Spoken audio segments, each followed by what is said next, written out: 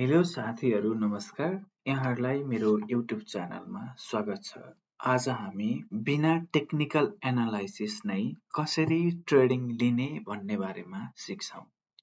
हामी सुरुमा यसको लागि नेप्सेको वेबसाइटमा जानुपर्ने हुन्छ र ओभरअल दिनको ट्रान्ज्याक्सन हेर्नुपर्ने हुन्छ।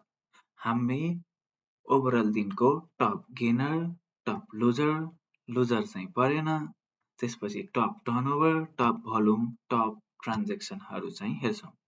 सिमोर गरेर धेरै हेर्न सकिन्छ र हामीले चाहिँ यो प्रक्रियाबाट ट्रेड लिने स्टकहरूको चाहिँ स्क्रिनिङ गरिन्छ र मैले यहाँबाट एउटा कुनै स्टक चुज गर्छु। टप भोल्युम, टप टर्नओभरबाट र टप गेनरबाट मैले चुज गर्छु अपी चुज गरेपछि हामीले यसको सरसर्ती फन्डामेन्टल एनालाइसिस चाहिँ हेरेकै हुन्छौं। फन्डामेन्टल एनालाइसिस पनि हेर्नु होला साथीहरू, किनभने लङ टर्ममा घाटा खानु नै हुँदैन।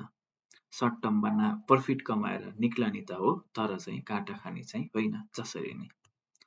त्यसपछि हामी नेप्से अल्फामा जान्छौं र नेप्से अल्फामा गइसकेपछि हामीले अपी भनेर सर्च गर्छौं। अपी भनेर सर्च गरेपछि अपी पावर कम्पनी, त्यसरी यसको फन्डामेन्टल एनालाइसिस देखाउँछ। यसमा टेक्निकल चार्ट भन्नेमा क्लिक गर्छौं र यहाँ हामीलाई यो केही पर्दैन जान्नु। हामीलाई चाहिँ सिधै हामी फ्लोर सिटमा जाने हो। फ्लोर सिटमा गइसकेपछि चाहिँ हामीलाई ब्रोकर होल्डिङ हेर्नुपर्छ। ब्रोकर होल्डिङमा हामीले मन्थली त छँदैछ, मन्थली कोले बढी होल्ड गरेको छ र कोले सेल गरेको छ भन्ने चाहिँ यहाँ देखाउँछ। तर हामी सिधै जान्छौं विकलीमा। विकलीमा गइसकेपछि 58 नम्बर र 17 नम्बरले चाहिँ बढी किनेको चाहिँ टिप्छौं हामीले र कोले कति बेच्यो भन्ने पनि टिप्छौं। 44 नम्बरले चाहिँ सेल गरेको रहेछ भन्ने चाहिँ टिप्छौं। टिपेपछि चाहिँ हामी सरसर्ती फेरि हामी नेपाल स्टक एक्सचेन्जको वेबसाइटमा गएर 2 डेज फ्लोर सिटमा जान्छौं र हामीले चाहिँ यहाँ कम्पनीको नाम सर्च गर्छौं। कम्पनीको नाम सर्च गरेपछि यहाँ चाहिँ बायर को हो भनेर देखाउँछ। कति एक दिनमा कति किन्यो भन्ने कुरा चाहिँ 58 भनेर हामी फिल्टरमा अठाइसकेपछि चाहिँ एक दिनमा कति किन्यो भन्ने चाहिँ तल यहाँ हेर्न सक्नुहुन्छ। यसले चाहिँ ७९,००० चाहिँ किनेको छ, 551 किनेको छ भन्ने बुझाउँछ। र त्यसपछि चाहिँ फेरि एक कम्पनीले एक ब्रोकरले कति फाल्यो भनेर चाहिँ हामी सेलरमा जान्छौँ र 58 हेरेर फिल्टरमा अठाइसकेपछि चाहिँ कति अमाउन्ट फाल्यो भन्ने चाहिँ देखाउँछ। यहाँ चाहिँ 13,000 किता चाहिँ फालेको छ भन्ने देखाउँछ। सरसर्ती उले चाहिँ 58 नम्बर ब्रोकरले किन्यो भन्ने चाहिँ देखायो। यहाँ एभिडेन्स चाहिँ दियो र कुन ब्रोकरले फाल्यो भनेर हेर्दाखेरि सबैभन्दा बढी विकली फालेको भनेको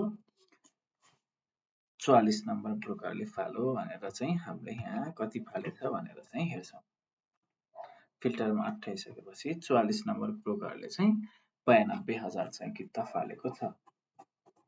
92,000 किता फालेको देखाएको छ। अर्को चाहिँ हामीले 17 पनि चाहिँ हेरेका थियौं। 17 पनि फेरि हेर्छौं। यसको लागि चाहिँ 17 हेर्छौं। 17 नम्बर ब्रोकरले पनि कति किनेको छ भन्ने यसरी हेरिसकेपछि चाहिँ यहाँ चाहिँ थोरै नै देखायो। यहाँ चाहिँ 20 क्वान्टिटी देखायो, तर यो किन देखायो चाहिँ थाहा भएन। सेल चाहिँ 17,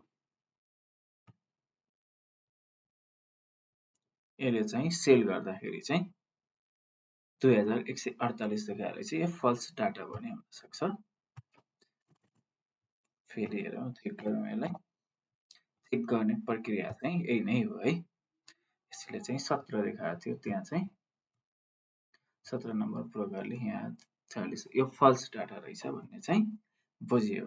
हामी चाहिँ एउटा मात्रामा पर्नु चाहिँ हुँदैन। हस्त साथीहरू, धन्यवाद। अब हजुरहरूले यो भिडियो हेरेपछि बिना टेक्निकल एनालाइसिस पनि कसरी ट्रेडिङ गर्ने भन्ने चाहिँ सिक्नुहुनेछ भन्ने आशा राखेको छु। हस्त, धन्यवाद।